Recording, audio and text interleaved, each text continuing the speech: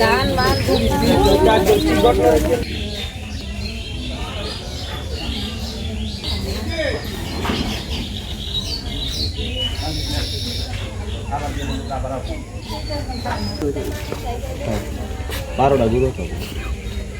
বারোটা গরু নিয়ে গেছে গা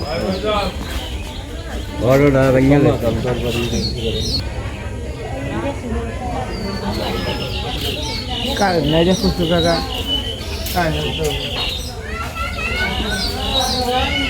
অনাকাঙ্ক্ষিত সংঘর্ষের ঘটনাটি আসলে খুবই দুঃখজনক। সংশ্লিষ্ট সবাইকে অনুরোধ করছি যে তারা যেন ধৈর্য এবং সংযমী আইনানুগ ভাবে আচরণের জন্য তাদেরকে আমরা অনুরোধ করছি।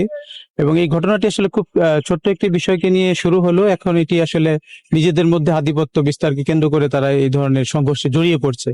এবং উদ্বেগের বিষয় হচ্ছে যেখানে ছোট ছোট অনেক কিশোর এবং তরুণরা রয়েছে, যে কারণে এটিকে আরো বেশি সংখ্যা ক্ষুব্ধ করে তুলেছে।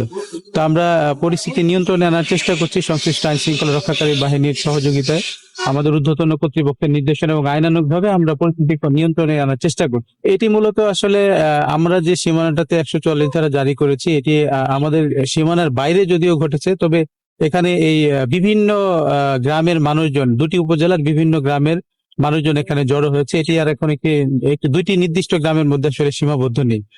তো আমরা চেষ্টা করছি যে পরিস্থিতিটাকে আরো সুন্দরভাবে এটা নিয়ন্ত্রণ করার জন্য। যে এখানে আসলে সহস্রাধিক মানুষজন এখানে জড়ো হয়েছে। এই আইন শৃঙ্খলা রক্ষাকারী বাহিনীর যে সংখ্যা, সেই সংখ্যায় আসলে এটি নিয়ন্ত্রণ করতে আসলে আসলে দুরূহ এটি বিষয়টি।